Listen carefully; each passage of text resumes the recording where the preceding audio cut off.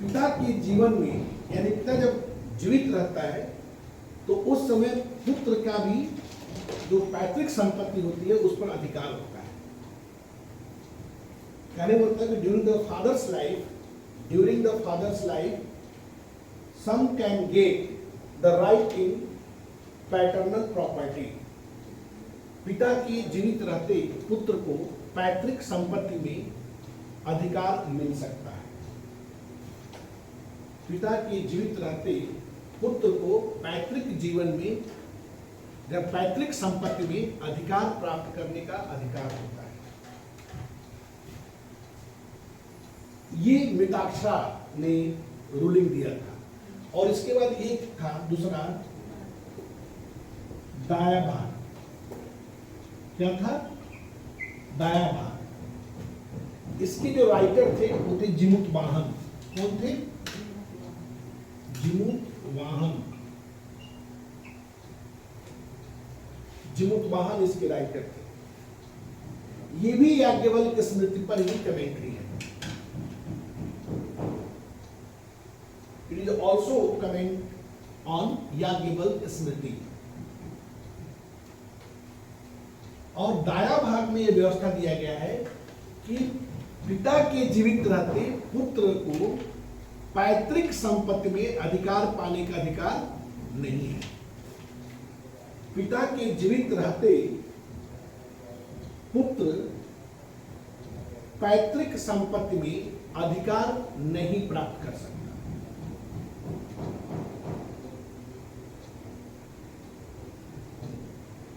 The son had no right in paternal property during the father's alive. The son had no right in paternal property during the father's alive. पिता के जीवित रहते पुत्र को पैतृक संपत्ति में अधिकार नहीं। यानी अगर पिता जीवित है और पुत्र कहे कि हमको अलग कर दो, हाँ जाओ, हाँ जाओ, दोबारा क्या है, जाओ। लेकिन आज ऐसा आप नहीं कर सकते। आज तो ये भी नहीं हो गया कि महिलाओं को भी अधिकार दे दिया गया कि पिता के संपत्ति में महिलाओं को भी या पुत्रियों को भी बराबर का अधिकार है। ध्यान रखना त्रिभुवन बहन है, तो बस समझ लेना कि पिता की जितनी संपत्ति है उसमें जितनी क्या बहन है और कितने भाई हो? 5 भाई 3 बहन, 8।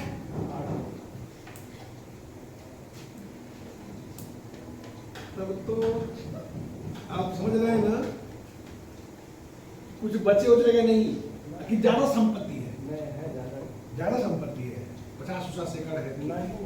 हाँ, मेन रोड पे है, ये बात है। ठीक है, हाईवे गुजरेगा तो बहुत पैसा। मेरे भी पापा लिए हैं ना 2020-21 में। अरे वो हम नहीं जानना चाहते। 3 प्लाट लिए। अरे वह तीनों सेक्टरों के नाम ही करवा दिए। अच्छा किए हैं, बढ़िया किए। हम लोग कह रहे थे चलो करवाओ, तो हम लोग गए ही। पैसा नहीं दिए होगे? नहीं, वो पैसा तो हमसे देना, मतलब हम लोग से हम यहाँ थे तो भैया लोग जा ही नहीं रहे थे, उनको टाइम नहीं था कि हम चले जाए। बढ़िया उन्होंने किया। तभी 3 पुत्रियां हैं, तीनों के नाम कर दिए, दहेज दे देंगे। बैग तो ऐसे दे दें, बड़ा पैसा रख सकता है। तो क्या है कि पिता के जीवित रहते पुत्र को पैतृक संपत्ति में अधिकार पाने का क्या है? अधिकार प्राप्त करने के क्या कर सकता? अधिकार प्राप्त नहीं कर सकता है। ये किसमें है? दाया भाग। तो आप पढ़े हैं राजा साहब, मिताक्षरा और दाया भाग। एक बार इंटरव्यू लेने का हमको मौका मिला तो हम यही दाया भाग और मिताक्षरा में ही बहुत देर तक टहलाते रहे। बाकी हमको कोई सीआरपी से नहीं पता है। अरे फैमिली लॉ में था। फैमिली लॉ में ये अभी याद आया। तो आपको क्या करना है? इंटरव्यू में कुछ भी पूछ देंगे।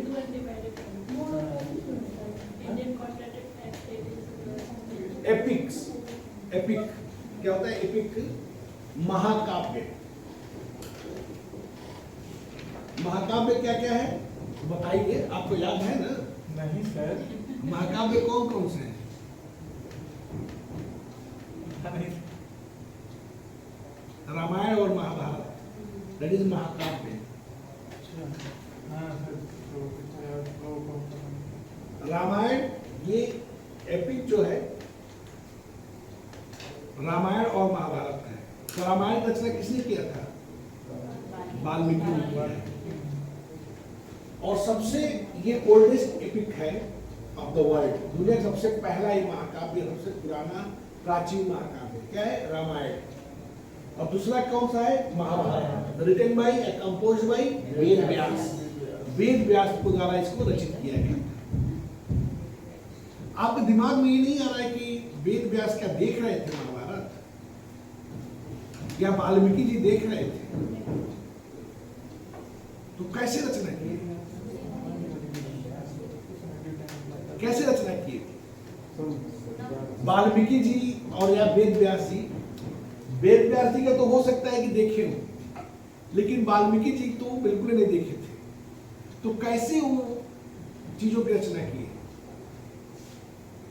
दिव्य दृष्टि, ब्रह्म, और जो होने वाला है उसके बारे में उन्हें पता था। जो हो चुका है उसके बारे में उन्हें पता है, और जो होने वाला है उसके बारे में उन्हें पता था। That is the shruti text, श्रुति ग्रंथ। कि उन्होंने इस चीज को कैसे प्राप्त किया? ईश्वरत्व। भाई अगर हम बात करते हैं कि सबकी डेस्टिनी कौन लिखता है? ब्रह्मा लिखते हैं, करेक्ट? तो वो जो लिख रहे थे डेस्टिनी, वो चीज वाल्मीकि जी देख लिए अपने दिव्य दृष्टि से और उस चीज को लिख दिए। दैट इज श्रुति ग्रंथ। और तब जो उन्होंने लिखा था उसी तरह की घटनाएं घटित हुई। जो वेद व्यास ने लिखा था उसी तरह से चीजें चली। इसलिए कहते हैं इसी तरह ऋग्वेद की रचना हुई, मंत्रों की रचना इसी तरह हुई थी कि जब साधु संत एक मेडिटेशन की अवस्था में बैठते थे, तो मेडिटेशन में जब बैठे थे और लीन होते थे, अपने आप को ब्रह्म से जोड़ लेते थे, तो उन्हें सारी चीजें आत्मज्ञान होने लगती थी कि ये मंत्र है, ये मंत्र होगा, ये मंत्र इसके लिए, ये मंत्र इसके लिए, ये मंत्र इसके लिए, और चीजें आ गई और कंपाइल कर दिया। और उन सारी चीजों को उन्होंने क्या किया? ट्रांसफर किया एक जनरेशन से टू अदर जनरेशन। कैसे? ओरल फॉर्म में, मौखिक रूप से। इसलिए क्या करते हैं? श्रुति ग्रंथ। तो दो एपिक थे। एपिक में आता है रामायण और महाभारत। महाभारत में महाभारत को जय संहिता भी करते हैं। क्या करते हैं? जय संहिता। लिख लीजिए, ये longest epic of the world है। Mahabharata is the longest epic of the world. ये दुनिया का सबसे बड़ा महाकाव्य है। और महाभारत के भीष्म पर्व से ही क्या निकला है? गीता। जो गीता है, भगवत गीता, जो कृष्ण ने अर्जुन को सुनाया था।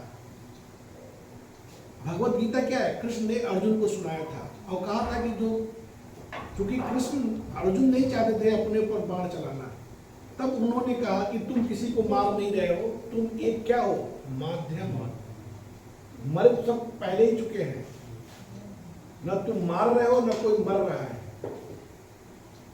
तुम एक माध्यम हो जिससे कि लौकिक लोग, जो लौकिक साहित्य हो, उसमें इस चीज की रचना हो कि अर्जुन ने भीष्म की हत्या किया, आगे से कंडी करके द्रोण की फलाने हत्या की, ये इनकी हत्या की, ये लौकिक साहित्य में आए। बाकी सब मर चुके हैं, तुम्हारा कोई काम नहीं है। तो ज्ञान मार्ग और कर्म मार्ग का जो उन्होंने शिक्षा दिया था, ज्ञान मार्ग और कर्म मार्ग की शिक्षा बेसिकली किसमें है? भीष्म पर्व में, भगवत गीता में। और उसी में कहा गया था कि तुम कर्म करो, फल की चिंता मत करो। बस तुम्हारा जो तुम्हें कर्म डिसाइड, जो तुम्हें कर्म असाइन किया गया है, जिस कर्म के लिए तुम्हें नियुक्त किया गया वो कर्म अपना करो। तुम स्टूडेंट हो तो बस तुमको क्या करना है? अगर पढ़ाई करना है, हमें आरओ बनना है, हमें पीसीएस ऑफिसर बनना है, आईएएस ऑफिसर बनना है, तो एक बात और जान लो कि जितना बड़ा आपका टारगेट या उद्देश्य होगा, उतनी ही बड़ी आपसे तपस्या की मांग होगी। अगर आप आईएएस बनना चाहते हैं तो निश्चित रूप से आपको बहुत बड़ा काम करना पड़ेगा। पीसीएस बनना चाहते हैं, आरओ बनना चाहते हैं, तो जितनी बड़ी टारगेट, जितना बड़ा उद्देश्य, उतना मेहनत, उतनी बड़ी तपस्या। अर्जुन को भी बड़े बड़े बाण, या कह सकते हैं कि जो उनके पास दिव्य अस्त्र थे, उसे प्राप्त करने के लिए उन्होंने क्या किया था? तपस्या किया था। तब उन्हें उनको मिला था। और कई तरह की परीक्षाओं से गुजरना पड़ता है। अर्जुन को भी कई तरह की परीक्षाओं से गुजरना पड़ा था, तब उनको दिव्यास्त्र मिले थे। तो अगर आप देवता बनना चाहते हैं, देवता मतलब आईएएस, अगर देवता बनना चाहते हैं तो क्या करना पड़ेगा? तपस्या करना पड़ेगा, परीक्षाओं से गुजरना पड़ेगा। और परीक्षा क्या है?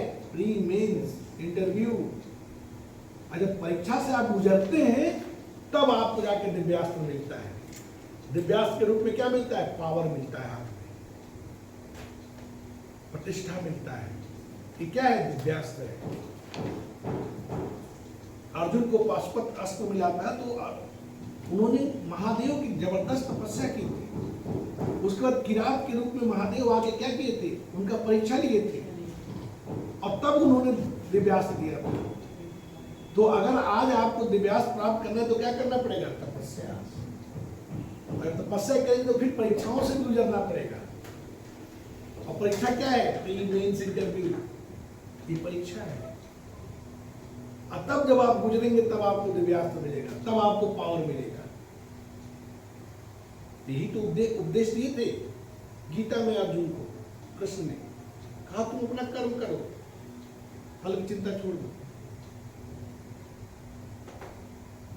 कर्म करोगे तो फल मिलेगा, नहीं करोगे तो कुछ नहीं मिलेगा। तो कर्म मार्ग को सिखाए थे, कर्म मार्ग पर आप फोकस रहिए। अगर कलयुग में रहना है तो किस पर फोकस रहिए? कर्म मार्ग। कर्म करिए, फल की चिंता छोड़िए। पुराण तो भगवत गीता लिख लिए कि भीष्म पर्व का प्रसार है, एक तरह से इज एक्सपेंडेड फ्रॉम भीष्म पर्व। ये भीष्म पर्व का विस्तार है भगवत गीता।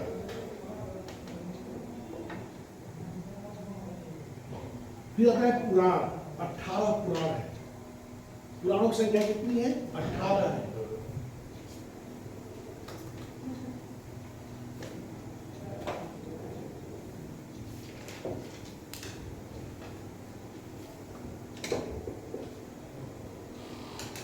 पुराणों में बेसिकली माइथोलॉजी और रॉयल डायनेस्टीज के बारे में चर्चा की गई है। पुराणों में किसकी चर्चा की गई है? माइथोलॉजी और वंश की, जैसे गुप्त वंश है, मौर्य वंश है, सब चीजों की चर्चा कहाँ की गई? पुराणों में की गई है। और माइथोलॉजी की चर्चा की गई है।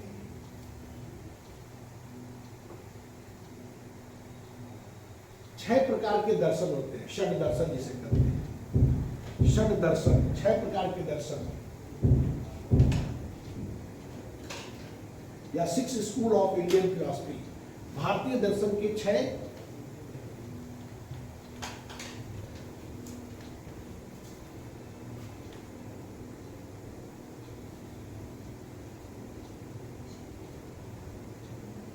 भारतीय दर्शन के 6 रूप हैं।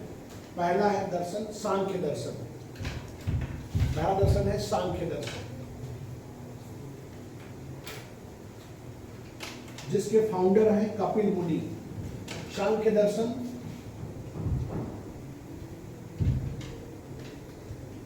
फाउंडर है कपिल मुनि।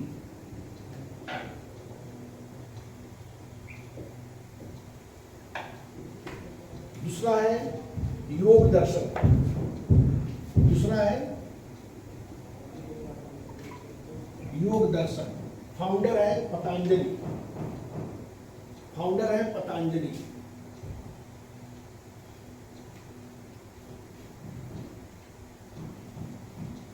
तीसरा है न्याय दर्शन, फाउंडर गौतम। तीसरा न्याय दर्शन, फाउंडर गौतम।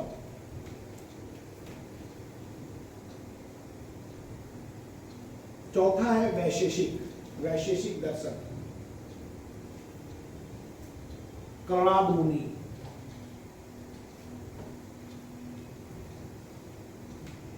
वैशेषिक दर्शन, कणाद मुनि। पांचवा मीमांसा।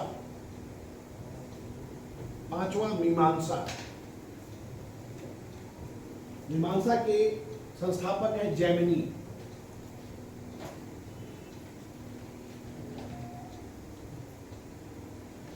और छठा है वेदांत या उत्तर मीमांसा।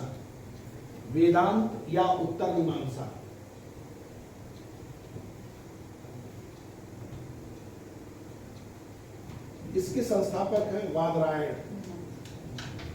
इसके संस्थापक हैं वादरायण।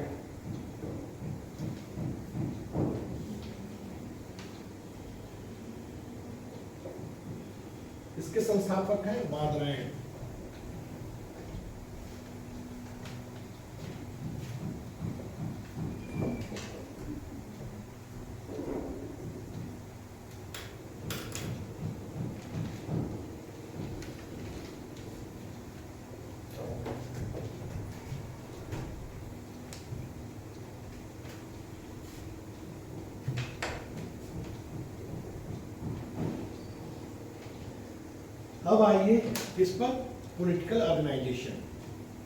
किस पर, पॉलिटिकल ऑर्गेनाइजेशन।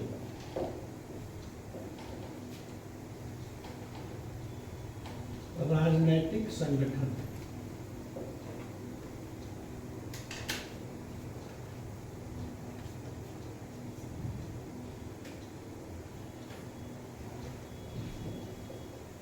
किस तरह का समाज था? वैदिक, जो एक वैदिक सोसाइटी थी, सोसाइटी कैसी थी? अगर हम समाज की बात करें तो समाज कैसा था? कबीलाई समाज था। समाज कैसा था? कबीलाई समाज था।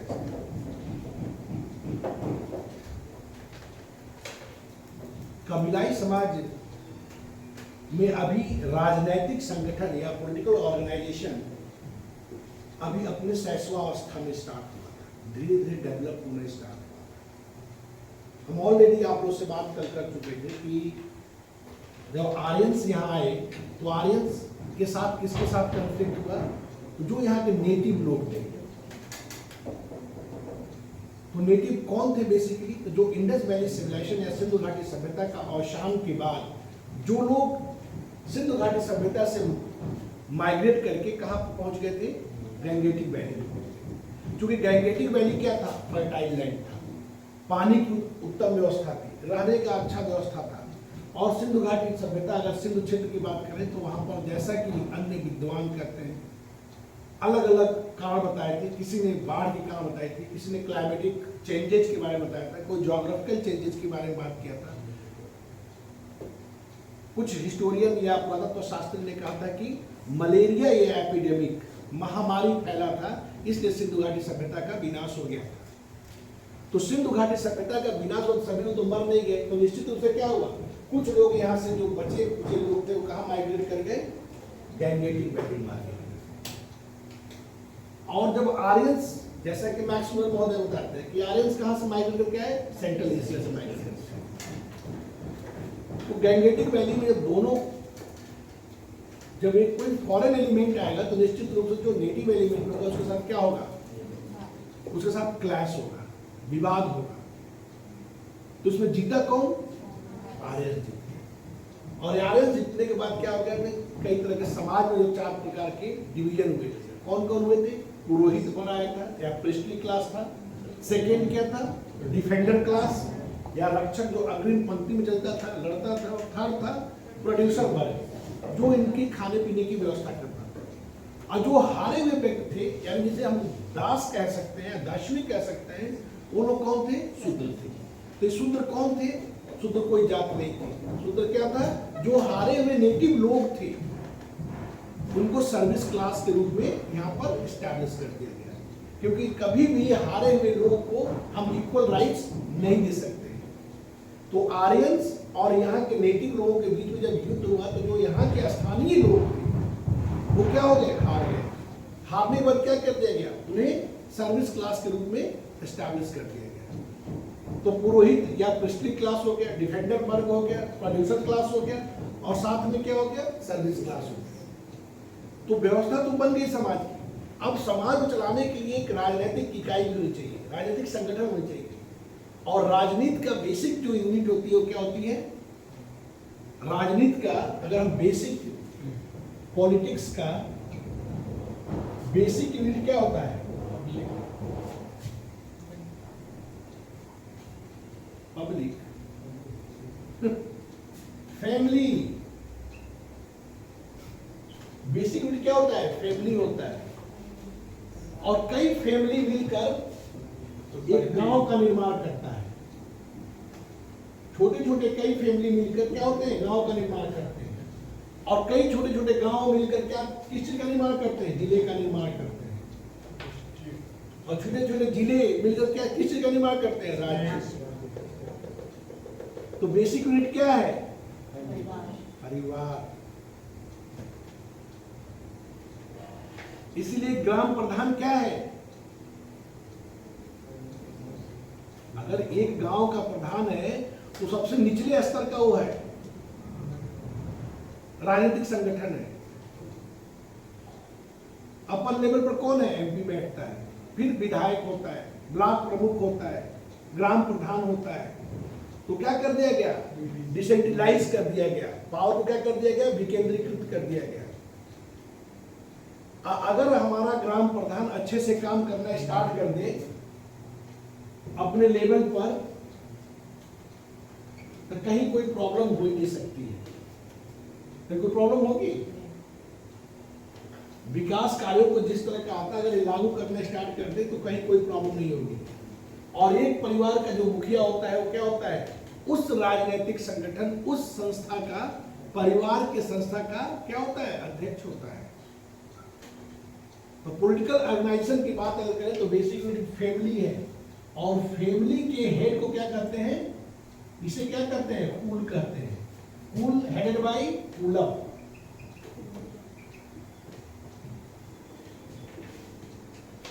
राजनीतिक संगठन का बेसिक यूनिट, प्राइमरी क्या कहते हैं, मूलभूत इकाई क्या है, परिवार है। परिवार को क्या कहते हैं, कुल कहते हैं। और कुल के हेड को क्या कहते हैं, अध्यक्ष क्या कहते हैं, कुलम। और फैमिली के बाद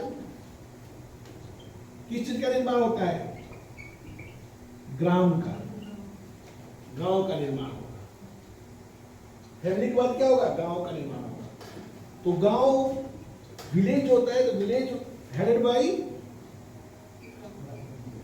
ग्रामीणी। तो गांव का अध्यक्ष कौन है, ग्रामीणी है, आज का ग्राम प्रधान।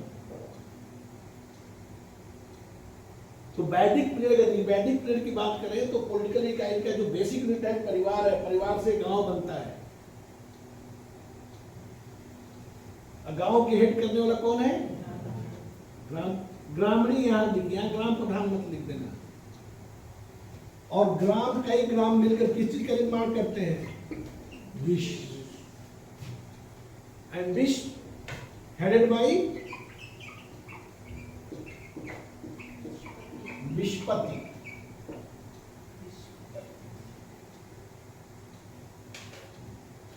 ठीक है। और विश, कई विश मिलकर किस चीज का निर्माण करते हैं, जन। जन क्या है, जन के अध्यक्ष कौन है, जनस्य गोपा। वैदिक पीरियड में कौन थे, जनस्य गोपा थे। और एक तरह से ये डेमोक्रेटिक सिस्टम था, क्योंकि ये तंत्र क्या था, ये कबीलाई तंत्र था। क्या था,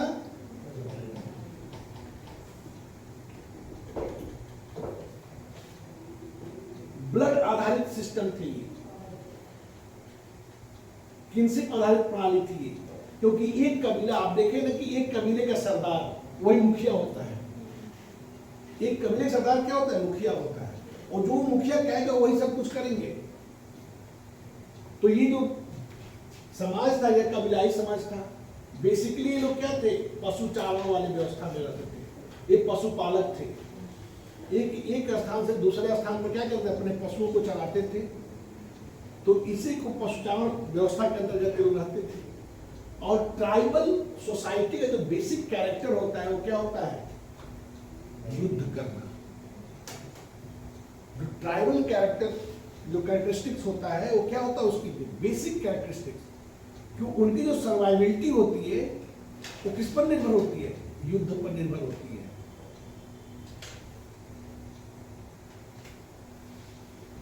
ये जो युद्धरत रहते थे, तो हमने, अगर आप लोग कभी देखे होंगे कि मराठा में, अगर मराठा की उत्पत्ति की बात करते हैं तो मराठे क्यों इतना पावरफुल थे, स्ट्रॉन्ग क्यों थे, क्योंकि उनकी ज्योग्राफिकल कंडीशन, क्योंकि जो ज्योग्राफिकल कंडीशन किस तरह का था, उनके भौगोलिक जो परिवेश था किस तरह था, पर्वतीय क्षेत्र के बीच में, जंगल में रहते थे। तो दैनिक अपने भोजन करने के लिए काफी संघर्षरत रहते थे, और संघर्ष करते करते उनके शरीर बहुत ताकतवर एक योद्धा के रूप में डेवलप हो चुका था। और इसीलिए वहां पर आप देखते हैं, जब हम बात करें कभी मराठा साम्राज्य के बारे में, तो वहां बात करते हैं तो वो छापामार युद्ध के, गोरिल्ला वार के एक्सपर्ट थे। जो प्लेन में रहने वाला व्यक्ति गोरिल्ला वार का एक्सपर्ट नहीं होगा, लेकिन जो पहाड़ी एरिया में रहता है वो गोरिल्ला वार का एक्सपर्ट होता है, मारेगा छूट जाएगा। इसलिए मुगल कभी नहीं जीत पाते थे। और युद्धरत रहने के कारण उनके शरीर फिजिकली वो बहुत स्ट्रांग थे। ये भी युद्धरत रहते थे। कबीलाई समाज क्या होता है, कबीलाई समाज का बेसिक आधार ही होता है युद्धरत रहना। आप कभी जाइएगा स्लम एरिया में, देखिए तो दिन भर एकदम शांति रहेगी, और शाम को अगर देखेंगे ना तो वहां एक दूसरे में झगड़ा होता रहता है हमेशा। क्योंकि क्या होता है, भोजन की कमी। भोजन करने के लिए डे टू डे लाइफ में स्ट्रगल करना, संघर्ष करना, इसलिए वो मजबूरी में आकर उनके होगा ही होगा। चंगेज खां या मंगोल या तुर्क क्यों लड़ाके थे, हम क्यों नहीं उतने लड़ाके थे, क्योंकि वहां पर जो था, यहाँ की डे टू डे लाइफ को सरवाइव करना मुश्किल काम था। उस तरह की फर्टिलिटी लैंड नहीं थी, उस तरह का उत्पादक ये क्षेत्र नहीं था। तो वो लड़ना जानते थे, क्योंकि अगर नहीं लड़ेंगे तो फिर उनका जीविका नहीं चल पाएगा। चाहे तुर्क हो, चंगेज खां हो, मंगोल हो, सब। और लगातार युद्धरत रहने से नए नए वॉरफेयर टेक्निक से भी वो इंट्रोड्यूस होते रहते थे। इससे बाबर था, तुलुमा विधि से वो जानता था, लेकिन हमारे वहां का इब्राहिम लोदी क्यों नहीं जीत पाए उससे? नहीं जीत पाने के पीछे कारण यही है कि यहां पर वही ट्रेडिशनल युद्ध करते थे, क्योंकि इनको युद्ध करने की ज्यादा आवश्यकता भी नहीं है। तो नए इन्वेस्टमेंट या नए क्या कहते हैं कि इन्वेंशन की कोई इनकी आवश्यकता नहीं थी, नए आविष्कार की। अब वहां पर नए नए आविष्कार होते रहते थे। तो बाबर क्या लेके आया, तुलुमा विधि, और इब्राहिम लोदी को 10,000 की सेना बाबर लेकर आया, और लाखों की सेना इब्राहिम लोदी को 1526 के पानीपत के प्रथम युद्ध में धराशायी कर दिया। तो ये कबीलाई समाज क्या है, आज भी कबीलाई समाज है वहां।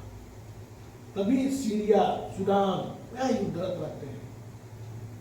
हमास, बोको हरम, तो न जाने कौन कौन वहां पर चलते रहते, तालिबान।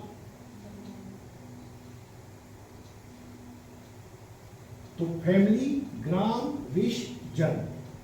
फैमिली के अध्यक्ष कौन होता है, कुल का अध्यक्ष होता है कुलम, ग्रामीण ये विष्पति, और जन का अध्यक्ष कौन होगा, जनश गोपा। ये उनका पॉलिटिकल ऑर्गेनाइजेशन था। ठीक है।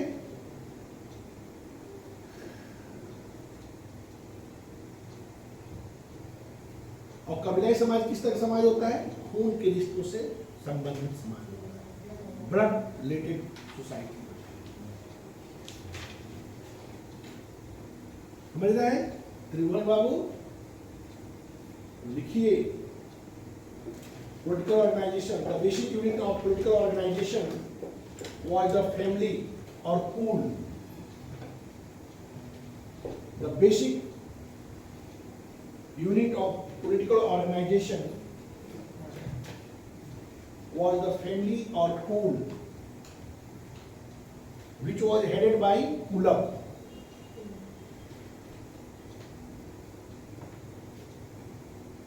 राजनीतिक संगठन ऋग्वैदिक काल के राजनीतिक संगठन की मूलभूत इकाई परिवार थी या कुल था, जिसका अध्यक्ष कुलक होता था, जिसका अध्यक्ष कुलक होता था।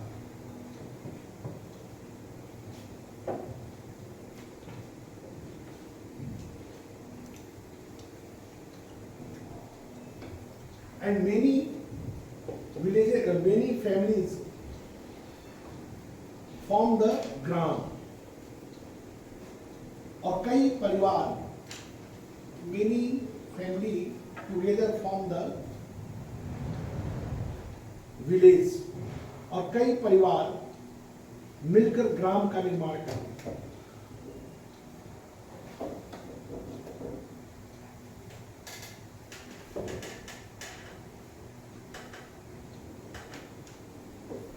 कई परिवार मिलकर ग्राम का निर्माण करते थे, जिसका अध्यक्ष ग्रामणी होता था, जिसका अध्यक्ष ग्रामणी।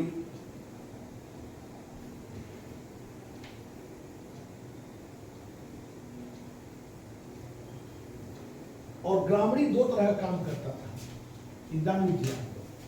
ग्रामणी दो तरह का कार्य करता था। पहला, गांव की देखभाल करता था। क्या करता था? गांव की देखभाल। और दूसरा, सैन्य कार्यों को भी करता था। सैन्य कार्यों को भी ये करता था। कैसे?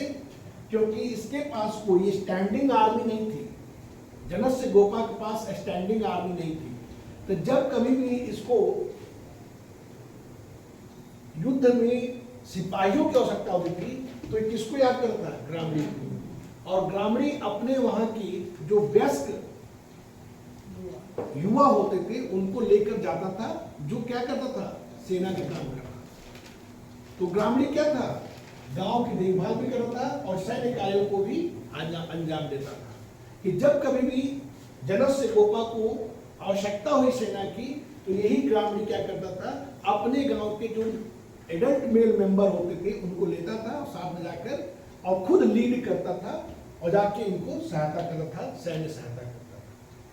क्योंकि कबीलाई समाज में कोई स्टैंडिंग आर्मी नहीं थी। स्टैंडिंग आर्मी क्यों नहीं है, तो आगे बात करेंगे। क्योंकि ये कभी कोई टैक्स नहीं ले रहा है, यहाँ पर किसी प्रकार कोई टैक्स लागू नहीं है। अगर टैक्स नहीं होगा तो सैलरी कहाँ से देगा? अगर सैलरी नहीं दे पाएगा तो सेना कहाँ से रखेगा? सीधी सी बात है। तो सेना का कार्य कौन करेगा? ग्रामीण करेगा।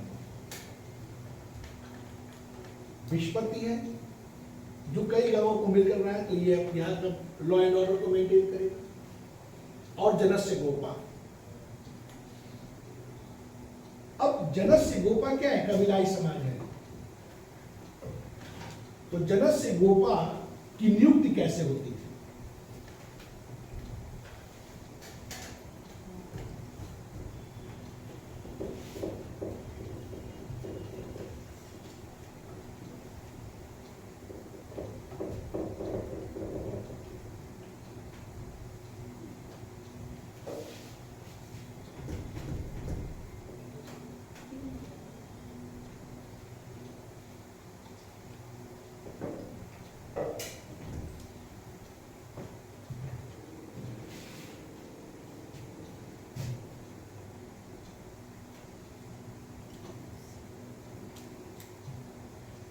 ये कोई राजा नहीं होता था। ये क्या होता? राजा नहीं होता था।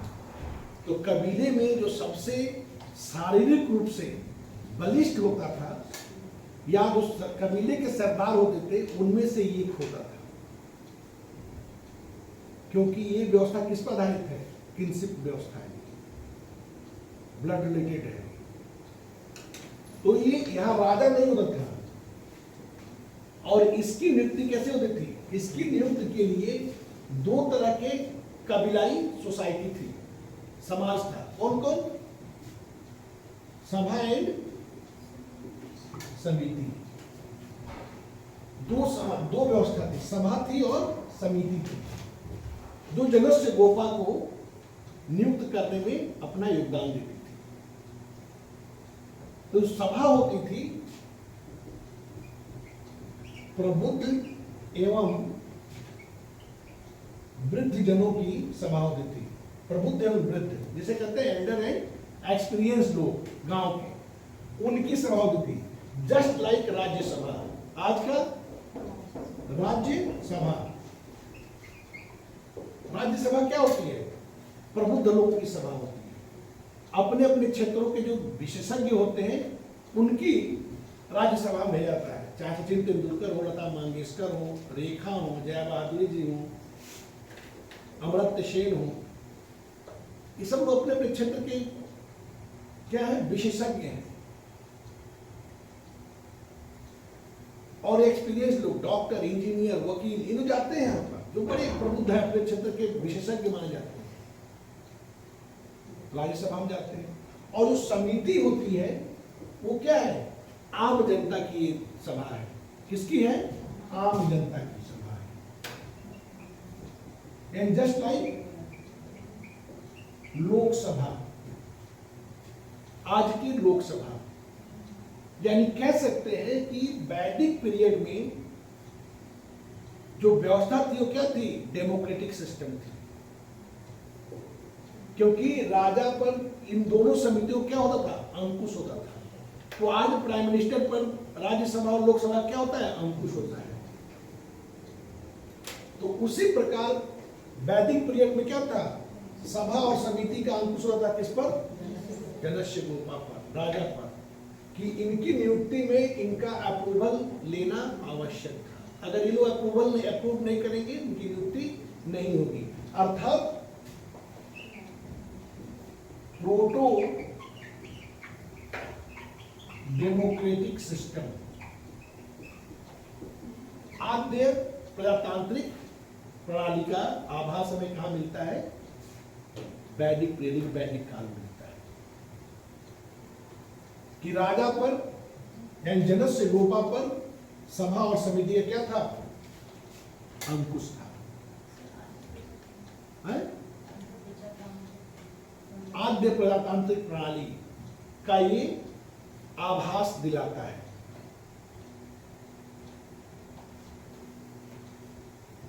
क्या था? सभा और समिति। तो सभा लिखिए, सभा।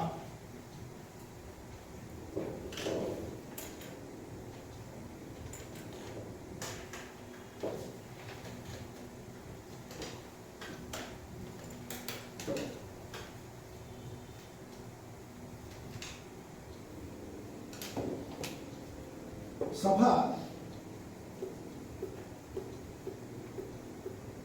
प्रबुद्ध वर्ग और विशेषाधिकार लोगों की एक सभा होती थी।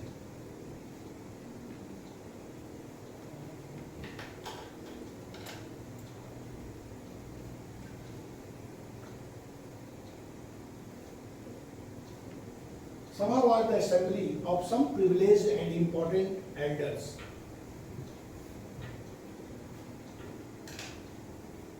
Sabha was the assembly of some privileged and important elders,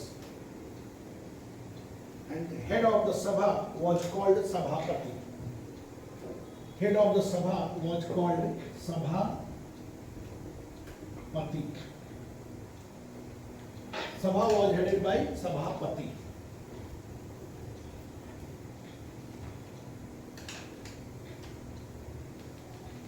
कार्य, सभा का कार्य, फंक्शन ऑफ सभा, सभा का कार्य, advise the king on administration, या advise the king on administrative function, प्रशासनिक कार्यों में राजा को सलाह देना, प्रशासनिक कार्यों में राजा को सलाह देना।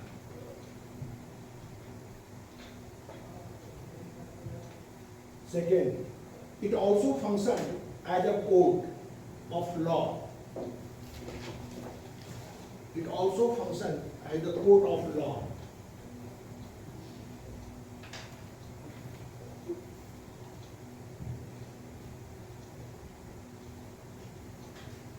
यह न्यायिक कार्य को भी करता था,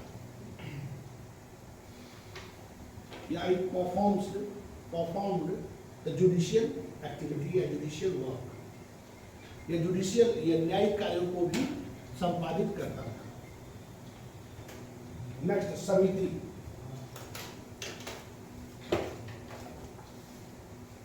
समिति was a general assembly of entire people, और ये लिख सकते हैं कि समिति was assembly of commoners, समिति was assembly of commoners, समिति आम लोगों की सभा होती थी, जस्ट लाइक लोकसभा, लोकसभा के समान।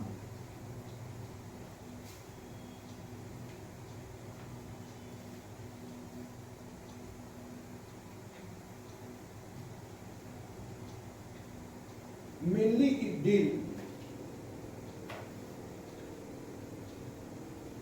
it deal political affairs, या राजनीतिक कार्यों को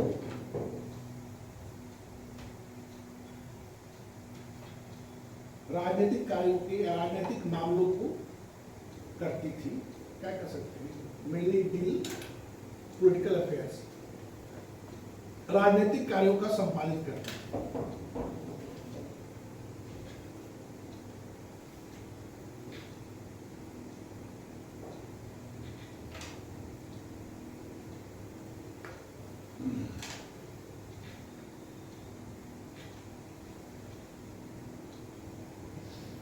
Appointment of the king required approval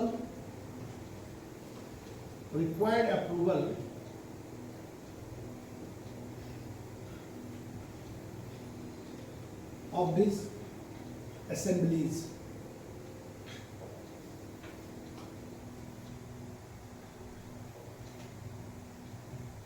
राजा की नियुक्ति में इन सभाओं की संस्तुति आवश्यक थी। राजा की नियुक्ति में इन सभाओं की संस्तुति आवश्यक थी।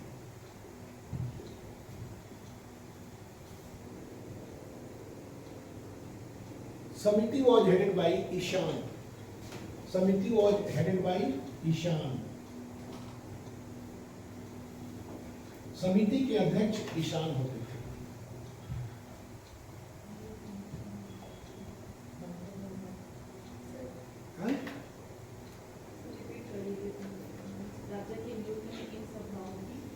संस्तुति आवश्यक थी।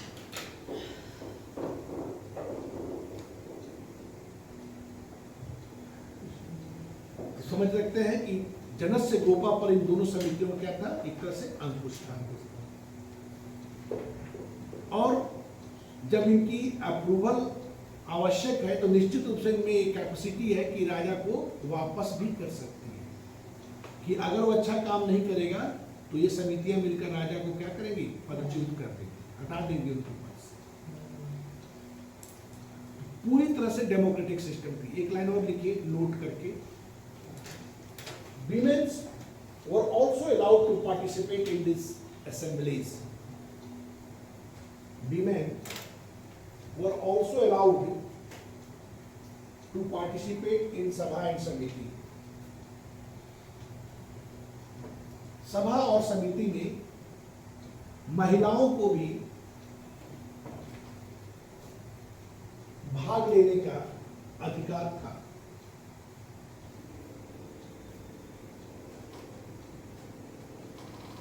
समझ रहे हैं कितने डेमोक्रेटिक सिस्टम था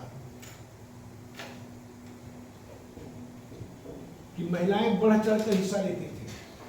कहने का मतलब ये है कि जो आज हम लोग वीमेन इंपावरमेंट की बात कर रहे हैं कि वीमेन इंपावरमेंट नारी सशक्तिकरण की बात कर रहे हैं, महिलाओं को आरक्षण देकर ग्राम प्रधानी, ग्राम सभा, ब्लॉक प्रमुखी, जिला पंचायत, जिला परिषद, हर जगह महिलाओं को आरक्षण दिया जा रहा है। ये ऑलरेडी पहले से चला आ रहा था, बीच में उसको क्या कर दिया गया, ब्रेक कर दिया गया। इस समय महिलाओं को एजुकेशन में भी पूरा अधिकार था, इसलिए गार्गी, अपाला, घोषा, विश्वारा नामक महिलाएं क्या थी, मंत्र सृष्टा थी, मंत्रों की रचनाकार थी। जिस प्रकार पुरुष मंत्रों के सृष्टा करता था, उस पर महिलाएं भी करती थी। लेकिन जैसे जैसे समाज कॉम्प्लेक्स होता गया, जटिल होता गया, वैसे वैसे महिलाओं के अधिकार में क्या करते गए, कमी करते गए। और फिर से यूरोपियन डेवलपमेंट को देखकर हमारा दिमाग में मन जागा, या हम लोगों को लगा कि भाई महिलाओं को भी पर्दे के अंदर नहीं रखना चाहिए, बल्कि पर्दा के बाहर निकालना चाहिए और कंधे से कंधा मिलाकर चलने की अधिकार देना चाहिए। क्योंकि न्यूरथिक कल्चर तो ऑलमोस्ट 9000 साल पूर्व पूरे विश्व में चल रहा था। अगर न्यूरथिक कल्चर की बात करें तो यूरोप हमसे आगे क्यों हो गया और हम पिछड़ गए? क्योंकि वहां पर कभी भी महिलाओं को पर्दे प्रथा में नहीं रखा गया, इसलिए कंधे से कंधा मिलाकर चलने की अनुमति थी। महिलाएं बहुत आगे निकल, महिलाओं के कार्य से क्या हुआ, फैमिली में 2 लोग कमाने लगे। यहाँ क्या है, यहाँ हम घूंघट में हैं और 10 बच्चे पैदा कर दिए।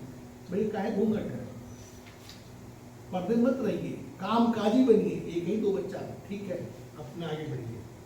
यूरोप में क्या हुआ, यही हुआ। महिलाओं क्या कर दिया गया, पढ़ने का अधिकार दे दिया गया, काम करने का अधिकार दे दिया गया। जब काम काजी महिलाएं रहेंगी तो उनका आधा दिमाग कहाँ पर लगे रहेगा, पैसा ठीक है, सही है, पैसा कमाने या वर्किंग रहेगा, वर्किंग रहेंगी, वर्किंग रहेंगी तो उनका दिमाग भी विकसित होता चला जाएगा। किसी प्रकार की दकियानुसी में नहीं फंसेंगी वो, इसलिए यूरोप हमसे आगे हो गया। अगर ये हम लोग जागे तब वीमेन एम्पावरमेंट का चिल्लाना स्टार्ट कर देंगे। लेकिन दयानंद सरस्वती ने ऑलरेडी 19वीं शताब्दी में चिल्ला कर कहने लगे, वेदों की ओर लौटो। अगर समाज को डेवलप करना चाहते हो तो कहाँ जाओ, वेदों की ओर लौटो। क्योंकि वेदों की ओर लौटने मतलब वैदिक पीरियड, और वैदिक पीरियड में किसी प्रकार कोई पर्दा प्रथा नहीं था। महिलाओं को पूरी अधिकार थी राजनीतिक संगठन में भाग लेने के लिए, कदम से कदम मिला के चलने की पूरी अधिकार थी। लेकिन 19वीं शताब्दी में क्या कहा जा रहा है कि विमेन्स एजुकेशन की बात किया जा रहा है, विधवा रिमैरिज की बात किया जा रहा है। क्यों किया जा रहा है? क्योंकि ये सब चीजें बंद हो चुकी, पर्दा प्रथा से बाहर आने की बात कही जा रही है। दयानंद सरस्वती ने क्या कहा था, वेदों की ओर लौटो। यानी जो वेदों के सिस्टम की, जो वैदिक पीरियड में जो व्यवस्था था, राजनीतिक संगठन हो या एजुकेशन हो या विमेन्स स्टेटस हो, महिलाओं का अधिकार हो, महिलाओं की शिक्षा व्यवस्था हो, जाति प्रथा नहीं था वैदिक पीरियड में। वैदिक पीरियड में क्या है, सबसे बड़ा सोशल एविल भारत का क्या है, सामाजिक बुराई क्या है, जाति प्रथा है। हम फलाने जाति हैं, तुम छोटे जाति हो, हम बड़े के जाति हैं, हम पंडित जी हैं, वो ठाकुर साहब हैं, ये बनी, इसी में हम फंस गए हैं। तो सरस्वती जी ने, दयानंद सरस्वती ने क्या कहा था, वैदिक पीरियड में जाओ, वेदों को लौटो। तो वेदों में ये सब चीजें नहीं थी, जाति प्रथा नहीं थी, पर्दा प्रथा नहीं था, किसी प्रकार सामाजिक बुराई नहीं था, महिलाओं को भी अधिकार था पूरा, महिलाओं को विधवा विवाह की भी पूरी आजादी थी यहाँ।